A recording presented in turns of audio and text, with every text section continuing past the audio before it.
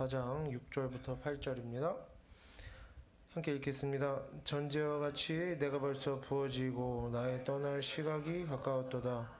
나는 선한 싸움을 싸우고 나의 달려갈 길을 마치고 믿음을 지켰으니 이제후로는 나를 위하여 의의 면류관이 예비되었으므로 주고 의로우신 재판장이 그날에 내게 주실 것이며 내게만 아니라 주의 나타나심을 사모하는 모든 자에게도니라. 아멘. 오늘 본문이 우리가 디모데후서에서 살펴볼 마지막 본문이라고 할 수가 있겠습니다. 이 뒤로는 사도 바울의 개인적인 용모에 대해서 나오는 것이기 때문에 따로 해석은 필요 없을 것으로 보입니다. 그리고 디모데후서는 일반적으로 사도 바울이 살아있을 당시 기록한 마지막 서신으로 여겨집니다. 그러니까 신학적으로도 여러 가지 경험을 하고 지식을 쌓은 사도 바울의 가장 성숙한 신앙이라고 볼 수가 있겠고, 그래서 오늘 본문은 특히나 사도 바울이 죽기 전에 마지막으로 남긴 유언 같은 것으로 볼 수가 있습니다. 그래서 이러한 사도 바울이 남긴 유언을 보면서 우리는 하나님을 믿는 성도가 자신의 인생을 대하는 태도라던가 자기 자신을 돌아보는 모습 같은 것들을 좀 보고 배울 수가 있겠습니다. 6절부터 보겠습니다. 6절에 이렇게 나옵니다. 전제와 같이 내가 벌써 부어지고 나의 떠날 시각이 가까웠도다. 지금 이 6절 전체는 사도 바울이 자신의 죽음을 예고하는 것으로 볼 수가 있겠습니다. 그래서 사도 바울은 자신의 죽음에 대해서 자신의 지금까지 살아온 인생에 대해서 전제와 같이 부어진다고 말합니다. 전제라는 것은 뭡니까? 전제라는 것은 이제 희생 제물을 드리기 전에 희생 제물이 준비되어지고 이제 그것을 불에 태워서 하나님께 올려드리기 전에 거기에 포도주를 부어서 함께 드림으로써 향을 더하는 것을 말합니다. 다만 이 전제에는 어떤 특별한 의미가 있지는 않습니다. 희생 제물은 사람의 죄를 대신해서 죽는 것이지만 이 전제는 그냥 형식을 갖추고 향을 더한다는 것에서 의미가 있습니다. 물론 하나님께서 정해주신 절차가 있기 때문에 그 형식을 갖춘다는 면에서 매우 중요하긴 하지만 어떤 의미가 있는 것은 아닙니다. 사도 바울은 자신의 죽음을, 자신의 삶을, 그리고 여태까지 자신이 복음을 전하고 고난당해왔던 자신의 삶 전체를 전제가 부어지는 것으로 묘사하고 있습니다. 이러한 태도를 볼 때 우리는 그가 자신의 인생을 어떻게 평가하는지를 알 수가 있는 것이죠. 예수 그리스도께서는 희생제물로서 십자가에 달리신 것입니다. 그래서 그의 죽음을 통해서 우리는 죄사함을 얻었다고 이해합니다. 죄사함을 받고 예수 그리스도의 모든 수고를 통해서 우리가 구원을 얻고, 예수 그리스도의 인생을 통해서 또 어떤 일들이 있었습니까? 굶주린 자들이 배불리 먹고 병든 자가 고침을 받고 범죄한 사람들이 회개하고 하나님 앞으로 돌아오는 역사가 일어나게 되었던 것입니다. 그리고 우리가 죽음 이후에 부활했을 때에는 예수 그리스도의 능력을 통해서 우리도 모든 이런 회복들이 일어나기를 기대하는 것이죠. 굶주린 자들은 배불리 먹게 되고 병든 자들은 고침을 얻게 되고 우리의 죄가 사함을 받고 이런 역사가 일어나기를 기대할 수가 있습니다. 하지만 사도 바울은 자신을 희생제물이라고 하지 않습니다. 전제로 드린다고 합니다. 전제에는 피 흘림도 없습니다. 사람의 죄를 대신하는 의미도 없고 죄를 속하는 능력도 없습니다. 그저 전제라는 것은 희생제물이 더해지고 향을 더하고 형식을 갖추는 역할밖에 없는 것입니다. 그리고 이것이 바로 과거에 뛰어난 학자였으면서 회심한 이후에는 많은 고난을 당하고 많은 사람들에게 복음을 전하고 교회를 세우고 기적을 행하고 악한 자들을 권면하고 성도들을 양육해왔던 사도 바울이 자신의 인생을 정의 내리는 방식입니다. 이 전제로 드려졌다라고 하는 것이죠. 우리는 어떻습니까? 우리는 내가 희생제물이 되려고 할 때가 많습니다. 내가 뭔가를 이루어내려고 하는 것이죠. 하나님 예수 그리스도처럼 구원을 이루어내려고 하기까지는 아니지만 뭔가를 이루어내려고 할 때가 많습니다. 목표를 정하고 그것을 달성하려고 하죠. 내가 다른 사람들에게 예를 들면 다른 사람들의 잘못을 고쳐주려고 하고 다른 사람들의 마음에 믿음을 심어주려고 합니다.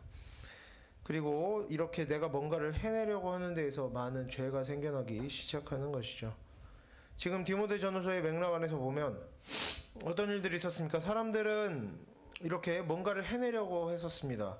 내가 어떻게 교회 공동체에 유익을 끼칠까 하다 보니까 뭡니까?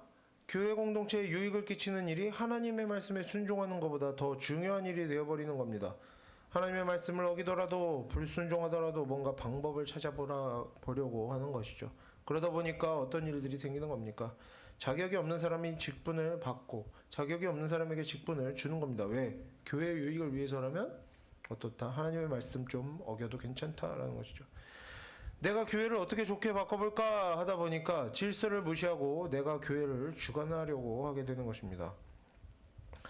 하나님 말씀에 기록되어 있지 않은 내용도 뭔가 조금이라도 도움이 되는 것 같으면, 의미가 있는 것 같으면 가르쳐도 보고 배워도 보고 이런저런 열정을 가지고 열심히 살면서 열심히 노력하면서 내가 뭔가를 이루어내려고 해보려던 것이 바로 이 에베소 교회의 문제였던 것이죠. 그리고 결국에 어떻게 됩니까? 결국에 그 모든 열심은 사람의 역할을 벗어나는 일이었습니다. 전제가 아니라 희생제물이 되려고 하는 그런 욕심이었던 것이죠. 하나님 말씀에 불순종하는 일이었고, 불순종한 결과 어떻게 됩니까? 그 모든 것이 선한 마음에 또 열심으로 열정으로 이루어졌지만 그 결과 사단이 불순종하는 사람들의 인생에 틈타게 되었고, 서로 다투고 교만해졌고 멸망을 향해서 함께 나아가게 되었던 것이죠. 사람은 죄를 대속하는 희생제물이 될 수가 없는 것입니다. 아무리 노력한다 해도 희생제물이 될 수가 없는 것이고, 그렇게 희생제물이 없는 제단에 자기 마음대로 제물이 드려지는 것으로는 아무것도 이뤄낼 수가 없는 것입니다. 우리는 온전한 희생제물이 올라가 있는 제단에 올라가야 되는 것이죠. 무엇으로? 전제로 올라가야 되는 것입니다. 그런데 내가 희생제물로 올라가려고 하고 혹은 희생제물도 없는 제단에 자기 마음대로 제사를 드리려고 할 때 어떻게 되는 겁니까? 사단이 튼튼한 것이죠. 성경은 사람에게 믿음이 생기는 것도 하나님의 은혜라고 말합니다. 사람이 성화를 이루어가는 것도 하나님의 은혜라고 말합니다. 그리고 사도 바울은 자신이 전제로 드려졌다고 합니다. 사도 바울이 복음을 전해서 다른 사람들이 믿음을 가졌다, 교회가 세워졌다고 하는 것이 아니라 하나님께서 사람들에게 믿음을 주시는 과정에서 하나님의 말씀에 순종하는 사도 바울을 도구로 사용하셨다는 것이죠. 형식을 갖추기 위한 역할을 했다는 것입니다. 이미 전제로 재물은 온전하게 다 준비되었고 자신은 향기만 더한 것이다 라고 하는 것이죠.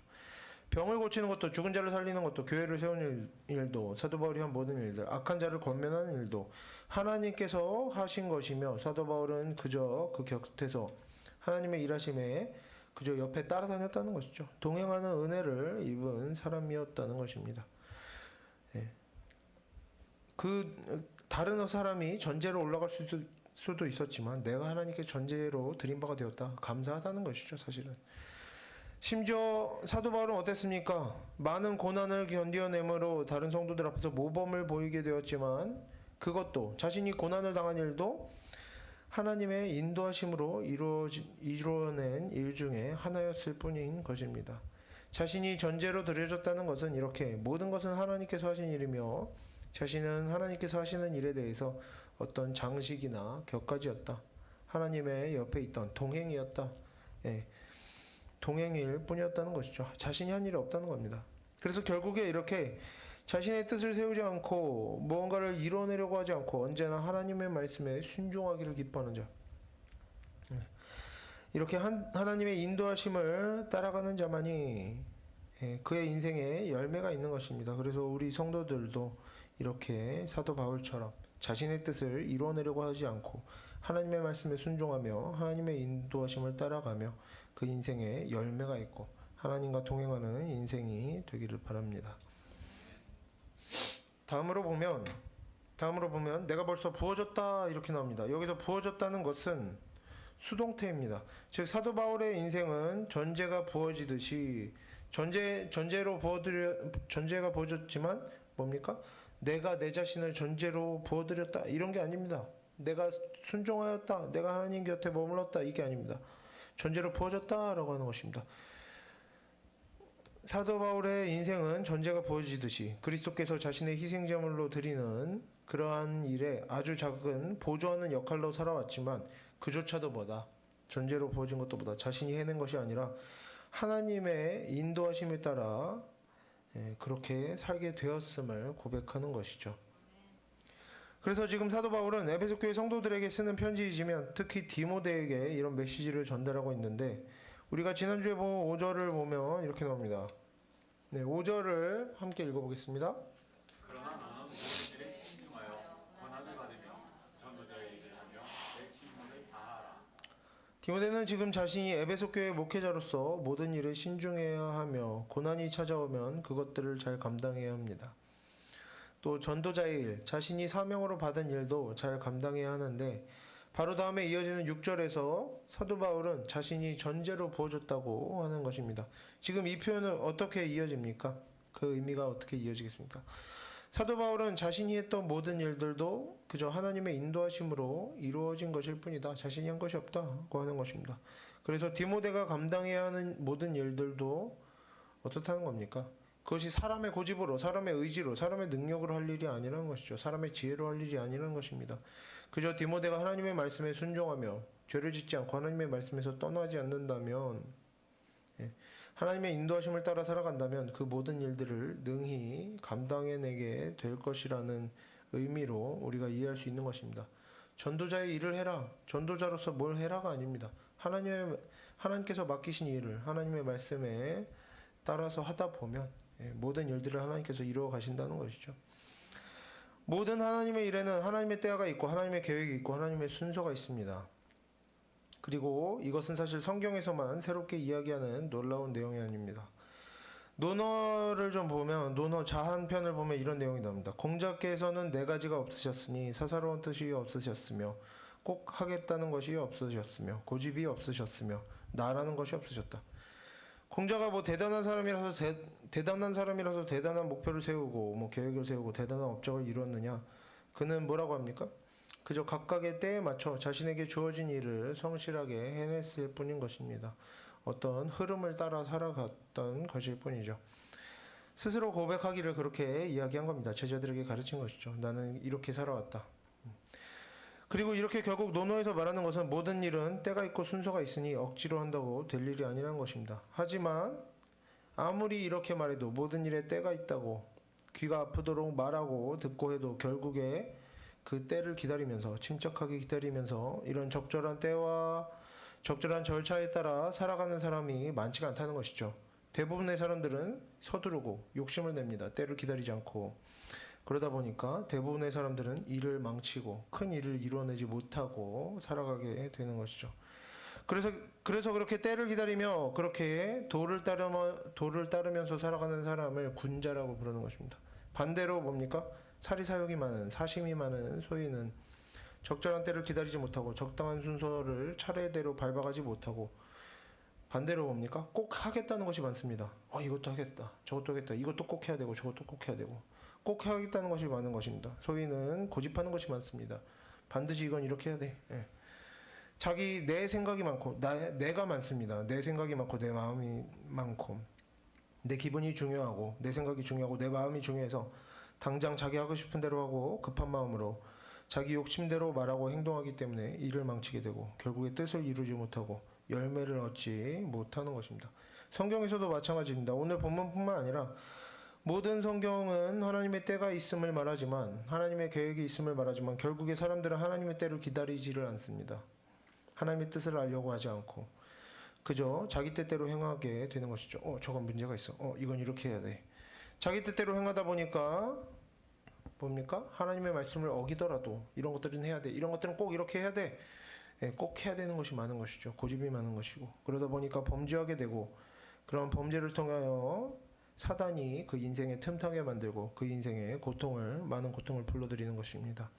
아담은 어땠습니까? 아담은 하나님보다 앞서가려는 마음에 아담이 기다렸다면 어련히 그 마음에 지혜를 주시고 만족함을 주시고 기쁨을 주시지 않았겠습니까?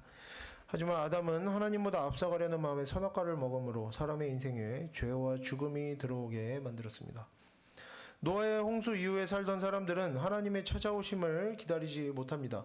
하나님께서 어느 때 찾아오실지 모른다는 그런 불안정함, 정해지지 않은 그런 것을 기다리지 못하고 견디지 못한 것입니다. 그러다 보니까 자신이 원할 때마다 하나님을 만나려고 하늘까지 닿는 탑을 쌓다가 어떻게 됩니까? 하나님께 심판을 받는 것입니다. 아브라함은 하나님께서 약속하신 자녀를 기다리지 못하고 자기 능력으로 그 약속을 이루어내려고 합니다. 하갈과 동침하게 되고 이스마엘을 낳게 됩니다. 그 결과 이스마엘은 이삭과 다투게 되고 지금도 어떻습니까? 2000년이 아니라 3000년 이상 지금도 이스마엘의 후손들은 이슬람이라는 이름으로 하나님을 대적하는 자들로 계속해서 그 혈통을 이어오고 있습니다. 사울 왕은 어땠습니까? 사무엘을 기다리지 못하고 잘못된 방식으로 예배함으로 하나님께서 그를 떠나시고 악령이 찾아오게 되었습니다. 좋은 일을 하냐 나쁜 일을 하냐도 중요하지만 좋은 일을 한다고 해도 그게 다 좋게 되는 것은 아닌 것이죠. 때가 있는 것입니다. 기다림이 필요한 것입니다. 모세는 하나님의 부르심을 기다리지 못하고 분노함으로 사람을 때려 죽였지만 어떻게 됩니까? 아무것도 이뤄내지 못하고 그저 광야로 쫓겨나게 됩니다. 요셉도 하나님의 부르심을 기다리지 못하고 형제들 사이에서 교만해졌다가 노예로 팔려가게 되는 것이었죠. 그리고 디모데 전후서에서도 대표적으로 이런 예시들이 계속해서 나왔습니다. 자격을 갖추기를 기다리지 못하고 직분을 주고받은 사람들이 교회를 망치게 되고, 지식을 갖추지 못한 사람들이 때가 이르지 않았는데 하나님의 말씀을 가르치려고 하다가 결국 하나님 앞에서 범죄하게 되었던 것입니다. 하나님의 말씀을 빨리 가르쳐야지, 가르치고 배우는 게 유익하지 하는 것이죠. 자신이 공부가 충분히 되지 않았는데도 하나님의 말씀을 가르치는 것이죠. 그리고 구약시대나 신약시대뿐만 아니라 오늘날에도 역시 똑같은 문제는 반복되고 있습니다.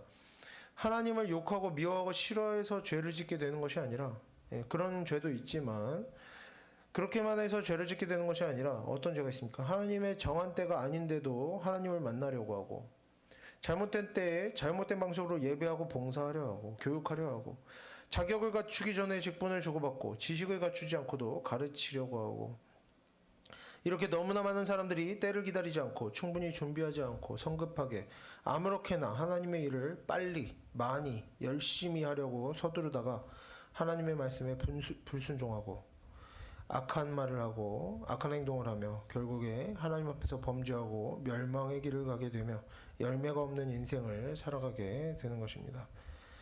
하지만 준비가 되면 하나님께서 쓰신다는 믿음, 준비가 된 자는 하나님께서 반드시 들어 쓰신다는 믿음, 하나님께서 언제나 우리를 적당한 때에 적당한 곳으로 부르시고 적당한 일을 우리에게 맡기시며 때가 되면 열매가 있도록 하신다는 이런 믿음이 있는 사람은 준비되지 않은 일에 뛰어들지 않는 것입니다. 성급하게 서두르지 않는 것이죠. 일을 억지로 이루어 나가려고 하지 않을 수 있는 것입니다. 믿음이 있다면 우리가 이렇게 하나님의 때를 기다릴 수가 있는 것이죠. 하나님의 일하심을 믿고 의지하는 사람, 하나님의 살아계심을 믿는 사람은 당장 뭔가 필요하다고, 뭔가 해내고 싶다고 거짓말하거나 분노하거나 다른 사람에게 피해를 주거나 하지 않는 것입니다. 꼭 해야 되는 일이 있지 않는 것입니다. 고집부리는 일이 있지 않는 것이죠. 내 마음, 내 생각이 중요하지 않은 것입니다. 이렇게 때를 기다리며 하나님의 일하심을 기다리며 하나님의 뜻을 구하고 언제나 하나님의 자녀로서 이렇게 성화를 이루어가고, 하나님의 일꾼으로서 항상 지난주 지지난주에도 말했죠. 준비하는 것이 중요하다고.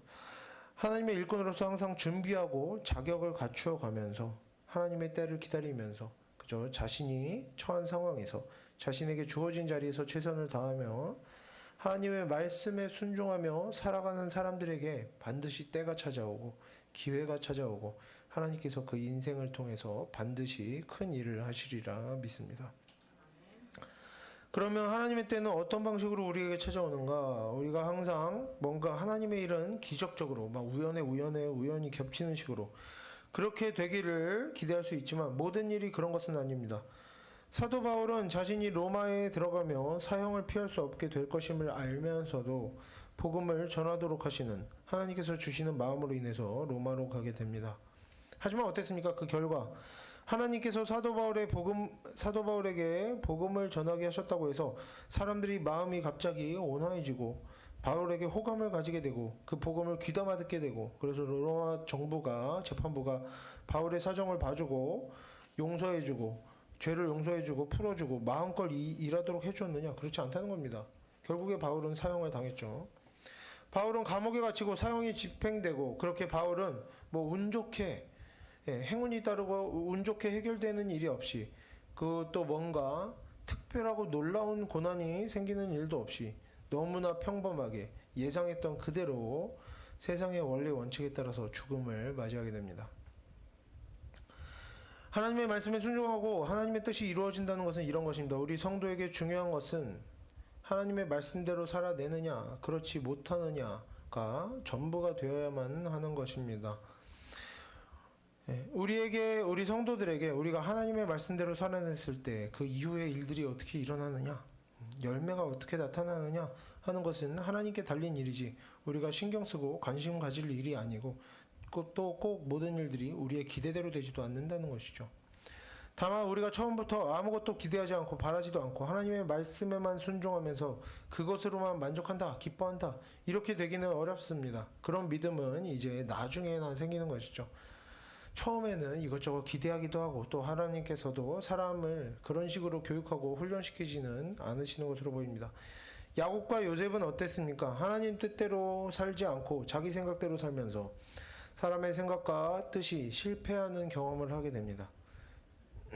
그 다음부터는 또 하나님의 말씀대로 살아보면서 하나님의 말씀대로 사는 인생에 열매가 있음을 반복해서 경험하면서 그 믿음이 자라가게 됩니다. 사도 바울이나 다른 사도들도 처음부터 바로 복음을 전하기 위해서 죽기까지 각오한 것은 아닙니다.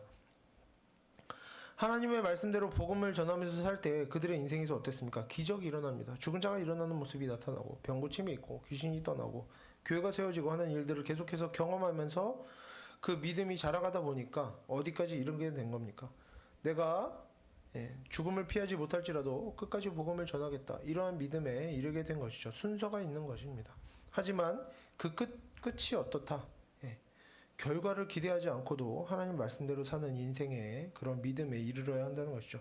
그래서 우리가 지금부터 작은 일에서부터 하나님의 말씀을 순종하면서 하나님의 일하심을 조금씩 경험하다 보면 우리가 언젠가는 복되심을 하나님께서 복 주심을 기대하면서 순종하거나 하는 것이 아니라 내 인생이 잘 되고 말고 내가 하는 일이 잘 되고 말고 하는 것을 더 이상 생각하지 않고 우리가 언젠가는 그런 것과 상관없이 하나님의 말씀에 순종하기를 기뻐하는 성도로 그 믿음이 자라가게 될 것이라 믿습니다.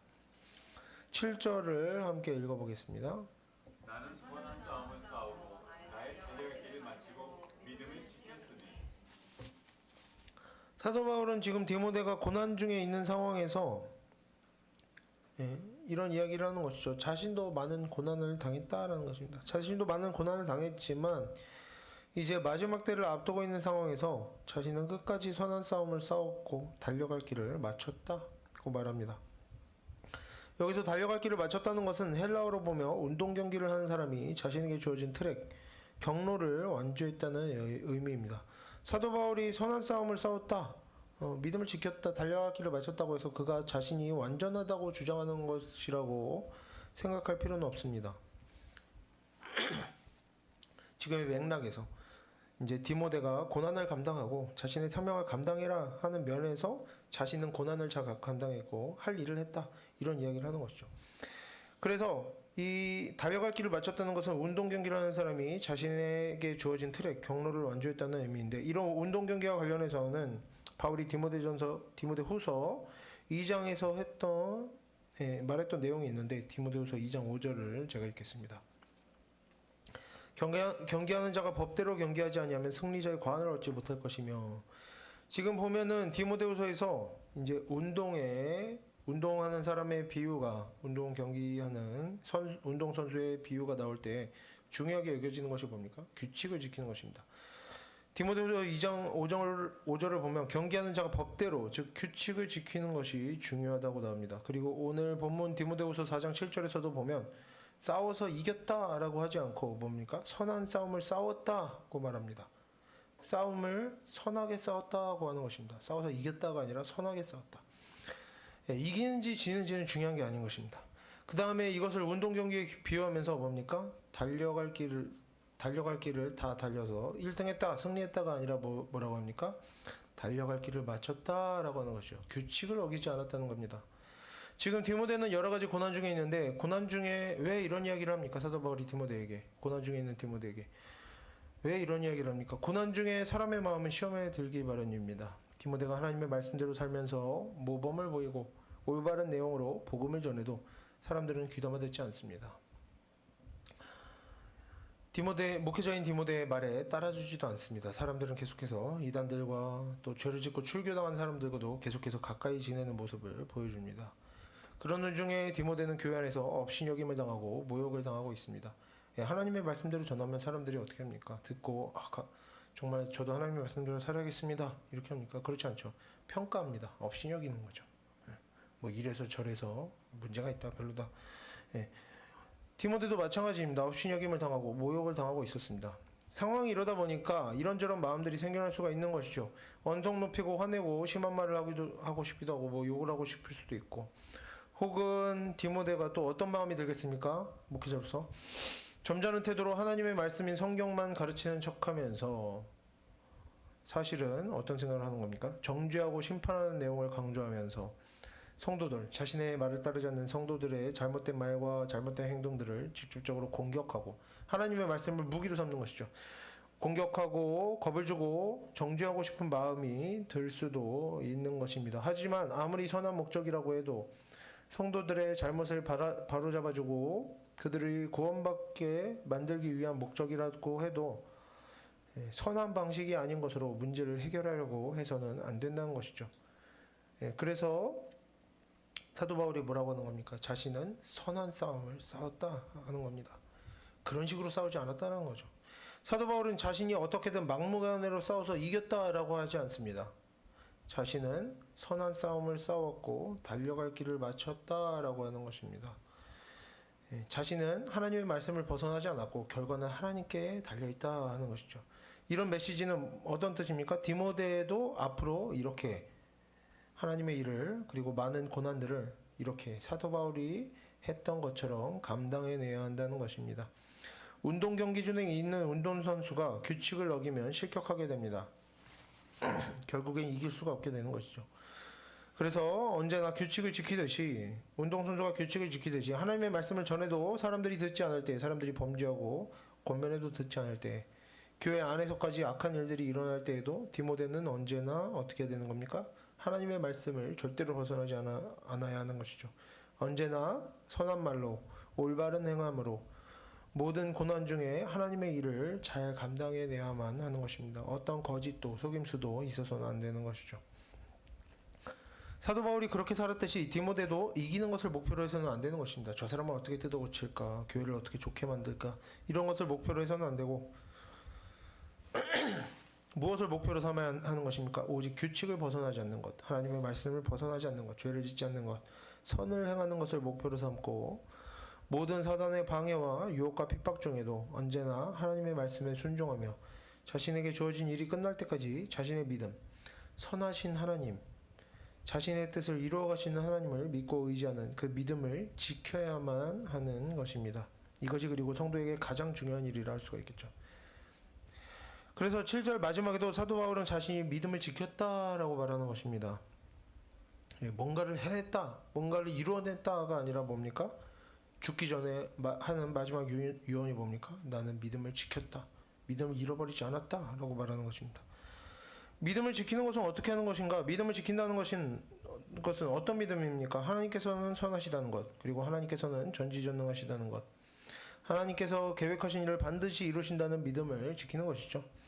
이것은 이렇게 믿음을 지키는 것은 하나님께서 왜 일하지 않으시는가, 하나님께서는 왜 이런 일을 내버려 두시는가, 하나님께서 왜 저런 사람을 내버려 두시는가 하는 생각이 들 때라도 끝까지 하나님의 살아계심을 믿고 하나님의 일하심을 기다리는 것, 하나님의 때를 기다리며 우리 성도들이 그저 범죄하지 않고 하나님의 말씀에 순종하며 살아가는 것이 바로 이 믿음을 지키는 것입니다.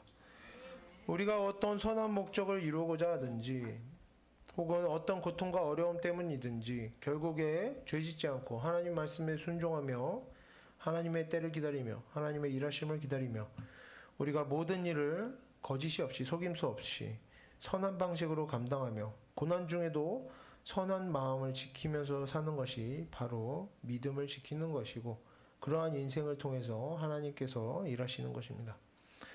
다음으로 8절을 함께 읽어보겠습니다.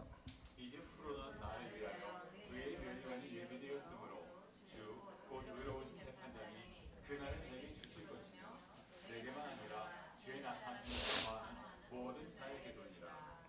아까 우리가 디모데후서 2장을 보면서 규칙을 잘 지킨 운동선수가 승리자의 관을 얻는 내용을 봤었는데 지금 8절을 보면 여기도 비슷한 내용이 이어집니다. 계속해서 비슷한 내용이 이어지고 있죠. 의의 면류관이 예비되었다고 나오는데 이것도 역시 운동선수의 비유에 연결된 장면입니다. 그래서 운동선수의 비유와 연결시켜서 보면 결국 사도 바울 자신이 하나님의 말씀에 끝까지 순종하면서 자신에게 주어진 일들을 하나님의 인도하심 안에서 잘 감당해 왔기 때문에 운동선수가 승리자의 관을 얻듯이 자신도 의의 면류관을 얻는다라고 하는 것입니다. 그리고 보면 사도 바울은 의의 면류관을 자신만 받는 것이 아니라 주의 나타나심을 사모하는 모든 자에게 의의 면류관이 주어진다고 합니다. 여기서 그래서 나타나심이라는 단어는 전에도 설명을 했었는데 이 나타나심이라는 것은 어떤 사람이 그냥 나타나는 것을 말하는 단어가 아니라 어떤 혼란스럽거나 좋지 않은 상황에서 일종의 왕이나 장군이나 영웅이나 신 같은 존재가 나타나면서 완전히 상황을 뒤집어 놓는 그런 상황을 설명하는 것이 지금 본문에 나오는 나타남이라는 단어가 가지는 의미입니다. 주로 신약 시대에는 왕이 나타날 때 이런 단어를 자주 사용했다고 합니다. 그래서 주의 나타나심을 사모하는 사람들이라는 것은 어떤 사람들입니까? 뭔가 변화를 기다리는 사람들이죠. 지금을 견디기 어려워하는 사람들입니다. 디모데나 또 다른 성도들, 죽는 날까지 자신의 사명을 마치는 날까지 하나님의 말씀에 순종하며 선한 믿음을 지키며 살아가려고 하는 성도들은 그 인생이 어떻겠습니까? 디모데를 업신 여기고 하나님의 말씀인 성경에 이런저런 내용들이 있든지 없든지 신경 쓰지 않고 다른 사람을 조롱하고 모욕하는 말을 장난삼아 툭툭 내뱉고 말을 가벼이 하고 자랑하고 가르치기를 좋아하고 배우기는 싫어하고 무례하고 거침없는 태도로 거리낌없이 행동하는 그런 악한 사람들 사이에서 어떻게 살아가야 하는 것입니까? 하나님을 믿는 사람들은 그런 고통 속에서도 인내하면서 그런 상황 중에도 끝까지 범죄하지 않고 믿음을 지키고 하나님의 말씀에 순종하기로 애쓰면서 평생을 살아가야 합니다.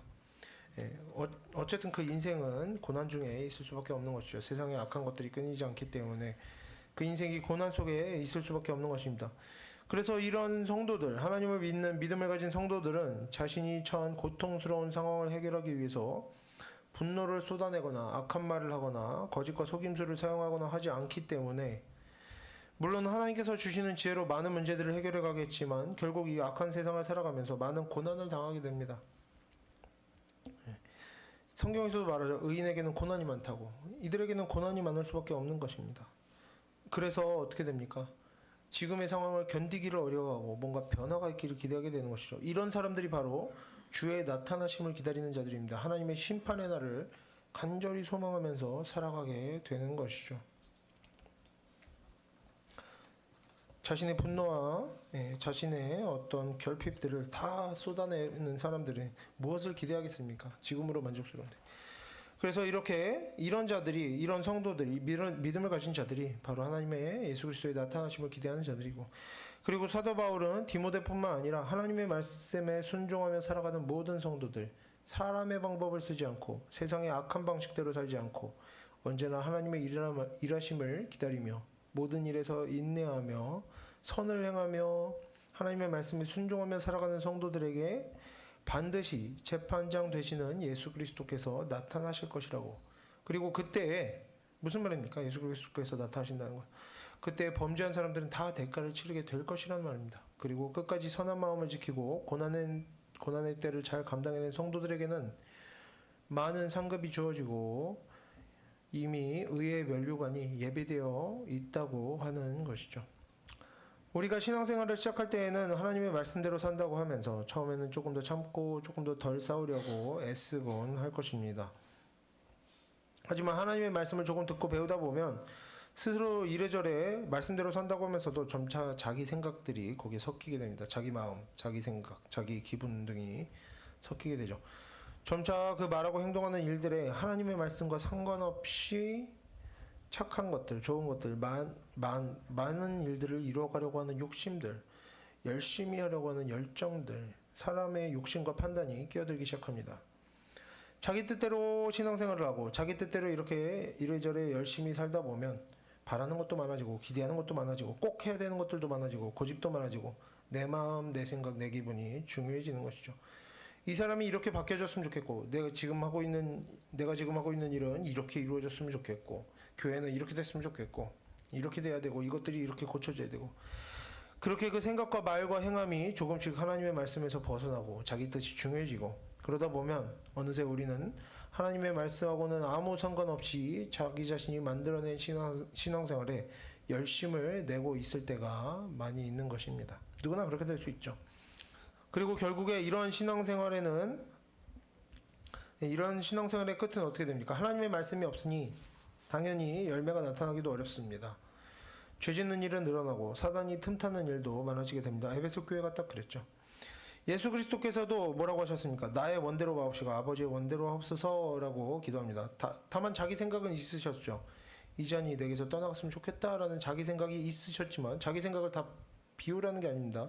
머릿속을 비우고 깡통처럼 되라는 게 아니라 자기 생각이 있음에도 불구하고 뭐라고 하십니까? 나의 원대로 마옵시고 아버지의 원대로 하옵소서라고 기도하셨고 실제로 그렇게 일하셨죠. 사도 바울도 그저 하나님께 순종하며 자신에게 주어진 사명을 감당하였다고 말합니다. 나는 전제로 부어졌다라고 말하고 있습니다. 그렇게 많은 선지자와 사도들이 자신을 버리고 하나님께로 나아갑니다. 자신이 원하지 않는 곳에 가서 자신이 원하지 않는 곳에서 일을 합니다. 뭐 요나가 그랬고 뭐 엘리야가 그랬고 뭐 그렇지 않은 선지자가 어디 있었습니까? 그렇게 선지자들이 자신을 버리고 하나님께로 나아갔을 때 하나님의 동행하심을 경험하며 하나님의 일하심을 경험했지만 여전히 우리는 어떻습니까? 나를 버리지 못하고 내 마음, 내 생각, 내 뜻, 내 기분 버리지 못하고 꼭 해야 되는 것이 많고 하나님 뜻대로 해달라고 기도하지 못하고 내 소원대로 해달라고 기도할 때가 너무나 많이 있는 것입니다. 하지만 이제는 우리가 오늘 본문을 보면서는 내가 뭔가를 해내고 내가 뭔가를 이루어내고 내가 뭔가를 꼭 해야 되고 하는 마음들을 떨쳐내고 내 생각, 내 마음, 내가 하고자 하는 것, 나의 고집을 이제는 우리가 버리고 이제 우리가 우리의 마음과 생각과 계획과 일의 모든 시작과 과정과 결과들 내가 바라는 일의 어떤 타이밍들을 버리고 이 모든 것들을 하나님께 맡길 수 있는 성도들이 되기를 바랍니다. 그리고 우리가 이렇게 자신의 마음과 생각을 내려놓고 참고 기다리며 포기할 것들을 포기하고 언제나 하나님의 말씀에 순종하고자 애쓰면서 살아간다면 하나님께서는 분명히 우리에게 찾아오시고 우리를 부르시고 우리가 하나님의 일을 하게 하시고 복음을 전하게 하시고 하나님과 함께 영광스러운 열매를 맛보게 하실 것이라 믿습니다. 그래서 이제는 우리 모든 성도들이 자신의 뜻을 버리고 하나님의 일에 동참하는 존재로 부어지는 그런 하나님의 자녀들이 되기를 바랍니다. 함께 기도하겠습니다.